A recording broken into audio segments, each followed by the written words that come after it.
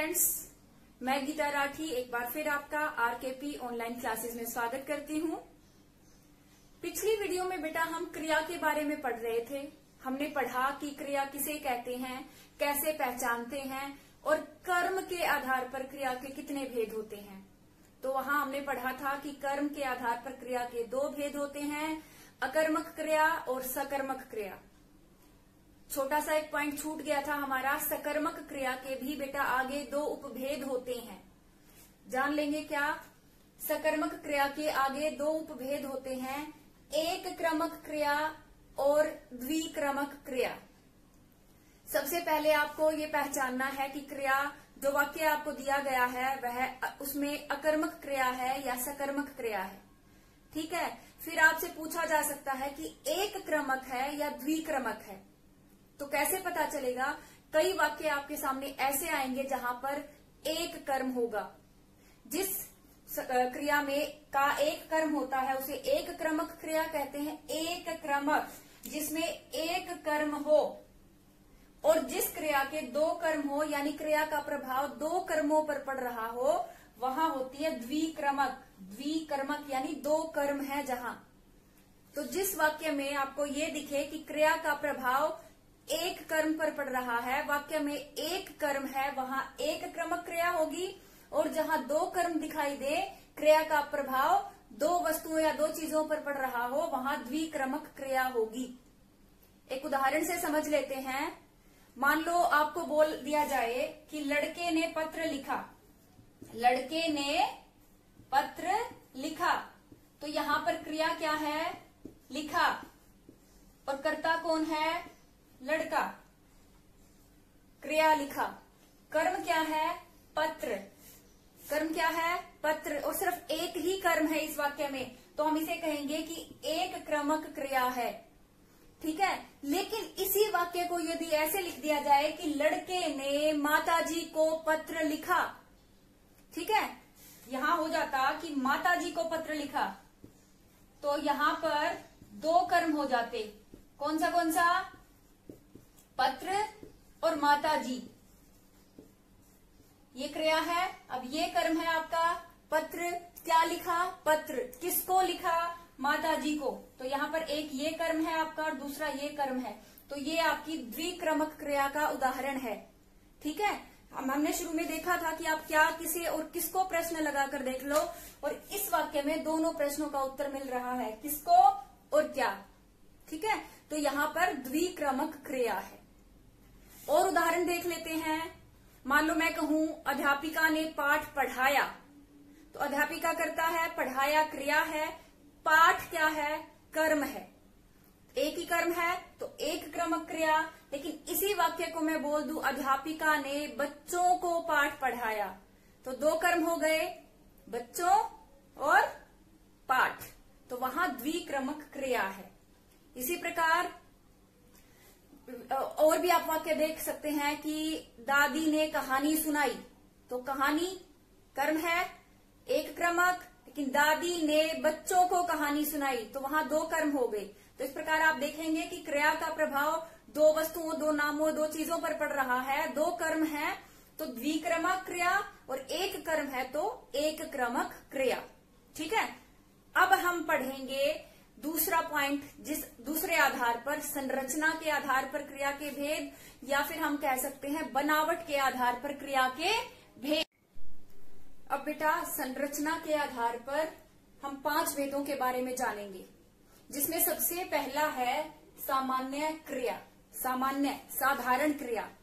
इसमें क्या होता है? एक ही क्रिया होती है।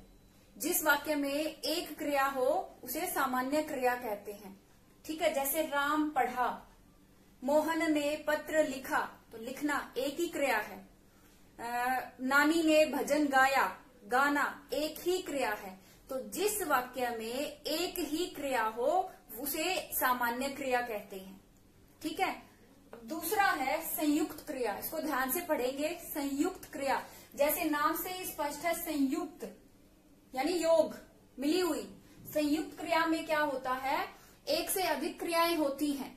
एक वाक्य में आपको एक से अधिक क्रियाएं देखने को मिलेंगी, वहां संयुक्त क्रिया होती हैं। कैसे?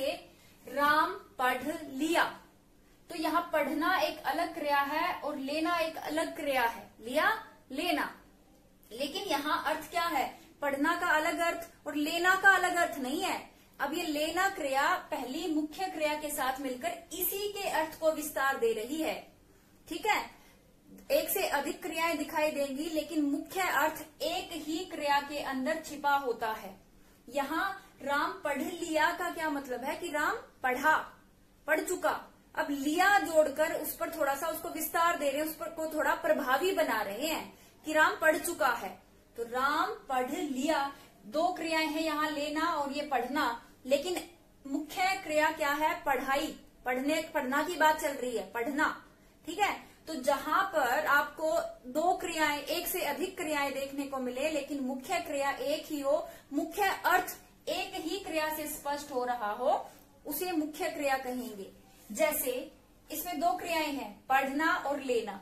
तो मुख्य क्रिया क्या है, पढ़ना, क्योंकि बात ही पढ़ाई के बारे में बताई गई कि राम ने पढ़ लिया, राम पढ़ चुका है। ठीक है, ऐसा नहीं है कि राम पढ़ा और लिया। लिया अर्थ अपना छोड़ देता है यहाँ पर, मतलब दूसरी क्रिया अपना अर्थ छोड़ देती है। जो दूसरे नंबर पर क्रिया आती है वह अपना अर्थ छोड़ देती है, पहली क्रिया के यानी मुख्य क्रिया के ही अर्थ को या तो विस्तार देती है या उसके अर्थ को संकुचित कर देती है या उसके अर्थ को थोड़ा सा प्रभावी बनाती है। ठीक है, इसका मतलब क्या, पढ़ लिया यानी पढ़ चुका है, पढ़ा उसने। ऐसा नहीं है कि पढ़ना का अलग अर्थ है और लेना का अलग अर्थ है। ठीक है, इसको कहते हैं रंजक क्रिया। एक मुख्य क्रिया जो वाक्य के अर्थ को मुख्य रूप से प्रकट करती है और दूसरी क्रिया जो उसकी मदद करती है पहली क्रिया की, उसके अर्थ को और स्पष्ट बनाने में और स्पष्ट करने में, उसके अर्थ को विस्तार देने में या संकुचित करने में या थोड़ा प्रभावी बनाने के लिए। ठीक है, रंजक क्रिया इसको इसीलिए कहा जाता है क्योंकि यह रंजन करती है। जैसे कोई चित्रकार होता है, वो रंग भरता है, कहीं किसी रंग को उभारता और कहीं किसी रंग को दबाता है, इस प्रकार से वो रंग भरता है, तो उसको रंजन कहते हैं। तो इसी प्रकार रंजन करने के कारण इसको रंजक क्रिया कहते हैं। तो आप इसको फिर से समझिए, एक वाक्य में जब आपको एक से अधिक क्रियाएं दिखाई देती हैं, उसमें एक क्रिया मुख्य होती है जो वाक्य के अर्थ को स्पष्ट करती है, इसी में निहित है वाक्य का अर्थ। ठीक है, और दूसरी क्रिया उसकी सहायता करती है, या तो उसके अर्थ को विस्तार देती है, संकुचित करती है या थोड़ा प्रभावी बनाती है, जोर डालती है उसके अर्थ पर, उसे रंजक क्रिया कहते हैं। तो यहाँ पढ़ना मुख्य क्रिया है और लिया रंजक क्रिया है। दूसरे उदाहरण में देखिए, वह घर आ गया है। मैं सोचो, इसका अर्थ सोचो, बात क्या बताना चाह रहा कि घर आ गया, आना। मुख्य क्रिया क्या है, आना है, आना। ऐसा नहीं है कि वह घर आया पहले और फिर चला गया। तो यहाँ गया है अपना अर्थ जाने से संबंधित नहीं दिखा रहा है, बल्कि इसके अर्थ को ही और थोड़ा सा प्रभावी बना रहा है कि वह घर आ गया, वह घर आया। अर्थ इसका क्या है, आया। तो आपने देखा कि गया है अपना अर्थ छोड़कर आना जो मुख्य क्रिया है उसी के अर्थ को थोड़ा सा प्रभावी बना रहा है। तो जो मुख्य क्रिया है, अर्थ मुख्य रूप से स्पष्ट कर रही है, उसे मुख्य क्रिया कहते हैं। यहाँ पर आना मुख्य क्रिया है और गया है रंजक क्रिया है जो इसी की मदद कर रही है। ठीक है, रंजन करने के कारण इसको रंजक क्रिया कहते हैं। अब एक और उदाहरण देख लेते हैं, आप बाहर निकल जाइए। ठीक है, निकलना और जाना, अब ये दो क्रियाएं हैं लेकिन मुख्य अर्थ क्या है, निकालने के अर्थ में हो रहा है ना, निकलना। तो जाइए इसकी मदद कर रही, इसके अर्थ को थोड़ा सा और विस्तार दे रही है। तो मुख्य क्रिया क्या है, निकलना, और रंजक क्रिया क्या है, जाना, जाइए, अर्थ को स्पष्ट कर रहा है। इस प्रकार जो क्रिया वाक्य में मुख्य अर्थ को स्पष्ट करती है उसे मुख्य क्रिया कहते हैं, और जो रंजन का काम करती है, मुख्य क्रिया की मदद करती है, उसका विस्तार करती है या उसे प्रभावी बनाती है, उसे रंजक क्रिया कहते हैं। ठीक है, और बेटा अब है तीसरा भेद, प्रेरणार्थक क्रिया। प्रेरणार्थक, प्रेरणा के अर्थ में। इस क्रिया में क्या होता है, ध्यान दीजिए, प्रेरणार्थक क्रिया में कर्ता स्वयं काम नहीं करता, वह किसी और को काम करने के लिए प्रेरित करता है या किसी और से काम करवाता है। जैसे अभी तक हमने देखा था, मोहन ने पत्र पढ़ा, राम ने पत्र लिखा, नानी ने कहानी सुनाई, तो वहां कर्ता स्वयं काम कर रहे थे। लेकिन प्रेरणार्थक क्रिया में कर्ता स्वयं काम ना करके किसी और से काम करवाता है या काम करने की प्रेरणा देता है। जैसे माँ ने धोबी से कपड़े धुलवाए, तो कर्ता तो क्या है, माँ है, लेकिन वो स्वयं काम नहीं कर रही, वो स्वयं कपड़े नहीं धो रही, धोबी से धुलवा रही है ना। तो इस प्रकार जिस वाक्य में कर्ता स्वयं काम ना करके किसी और से काम करवाता है, वहां प्रेरणार्थक क्रिया होती है। जैसे अध्यापिका ने बच्चों से पाठ पढ़वाया, तो यहाँ अध्यापिका ने स्वयं पाठ ना पढ़कर बच्चों से पढ़वाया है। तो जहां भी आपको दिखाई दे कि कर्ता स्वयं काम नहीं कर रहा बल्कि किसी और से करवा रहा है या करने की प्रेरणा उसको दे रहा है किसी और को, वहां आपकी प्रेरणार्थक क्रिया होती है। ठीक है। चौथा है बेटा पूर्वकालिक क्रिया। पूर्व मतलब पहले, कालिक मतलब समय में। पूर्वकालिक क्रिया, जब एक क्रिया से पहले कोई दूसरी क्रिया हो चुकी है, ऐसे वाक्य जब आपके सामने आए तो वहां पूर्वकालिक क्रिया होती है। एक मुख्य क्रिया होगी जिसके बारे में बात बताई गई होगी और उससे ठीक पहले एक क्रिया हो चुकी होगी, तो उसे कहते हैं पूर्वकालिक क्रिया। कैसे? इसका एक उदाहरण देख लेते हैं कि राम घर आकर सो गया। तो सोने की बात हो रही है, उसके सोने की, लेकिन पहले क्या हुआ कि वह घर आया है, तो आकर सो गया। तो आकर क्या है, आपकी पूर्वकालिक क्रिया है। ठीक है। ऐसे ही माँ ने खाना बनाकर सबको परोसा, तो पहले क्या किया, खाना बनाया, बनाकर परोसा, है ना। बच्चों ने पाठ पढ़कर याद किया, तो पहले पाठ पढ़ा है। तो इस प्रकार एक क्रिया के पहले अगर कोई क्रिया हो चुकी है उसे कहेंगे पूर्वकालिक क्रिया। मोहन घर आकर पढ़ने लगा, तो पढ़ने से पहले उसने क्या किया, घर आया। तो आपको कैसे पहचान होगी, जब क्रिया में कर प्रत्यय लगी होती है। नहाकर, खाकर, पीकर, जहां कर प्रत्यय क्रिया के ठीक पहले एक और क्रिया होगी जिसके साथ कर प्रत्यय लगी होगी, आप पहचान जाएंगे कि यहाँ पर पूर्वकालिक क्रिया है। ठीक है। अध्यापिका ने पाठ पढ़कर सुनाया, तो पहले पाठ पढ़ा है, पढ़कर, और फिर सुनाया है। ठीक है। तो जहां पर आपको लगे कि एक क्रिया हो चुकी है इस क्रिया से पहले, वहां होती है पूर्वकालिक क्रिया। पूर्वकालिक, पहले समय में हो चुकी, जो उससे पहले हो चुकी है। ठीक है। और वहां आपको कर प्रत्यय मिलेगी। ठीक है। अब अगला है बेटा नाम धातु क्रिया। नाम धातु क्रिया, नाम किसे कहते हैं, संज्ञा को कहते हैं हिंदी व्याकरण में। तो नाम धातु क्रिया क्या होती है बेटा, संज्ञा, सर्वनाम और विशेषण से जो क्रियाएं बनती हैं उन्हें नाम धातु क्रिया कहते हैं। संज्ञा से, सर्वनाम से और विशेषण से जो क्रियाएं बनती हैं उन्हें नाम धातु क्रियाएं कहते हैं।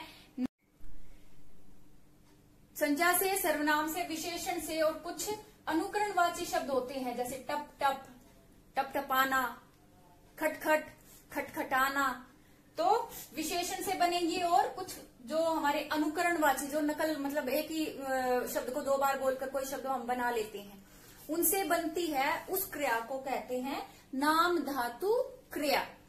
जैसे हाथ, हाथ क्रिया संज्ञा है, इससे क्रिया बन गई हथियाना। बात, बतियाना, है ना।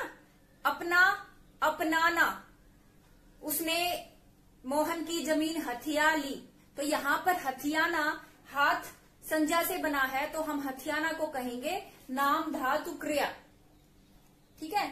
हम कहें दो सहेलियां पार्क में खड़ी होकर बतिया रही थी, तो बतिया किससे बना है, बात से बना है, और बात क्या है, संज्ञा है, तो बतियाना नाम धातु क्रिया है।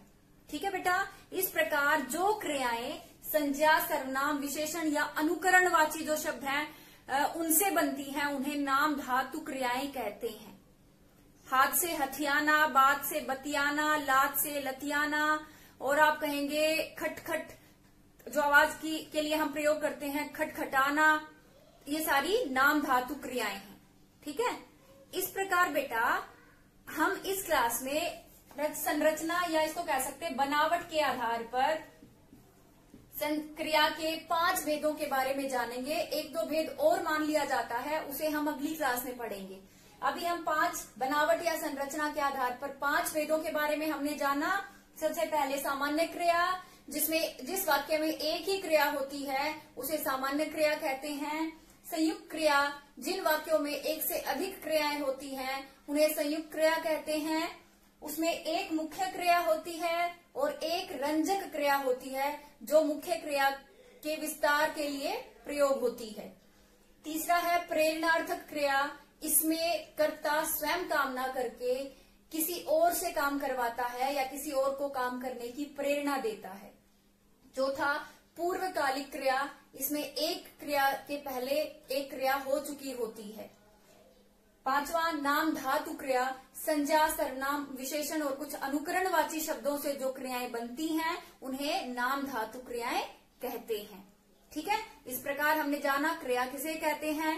कर्म के आधार पर 2 भेद हैं, अकर्मक और सकर्मक। सकर्मक के आगे फिर 2 भेद हैं, एक क्रमक और द्विक्रमक। संरचना या बनावट के आधार पर ये 5 भेद हैं। ठीक है।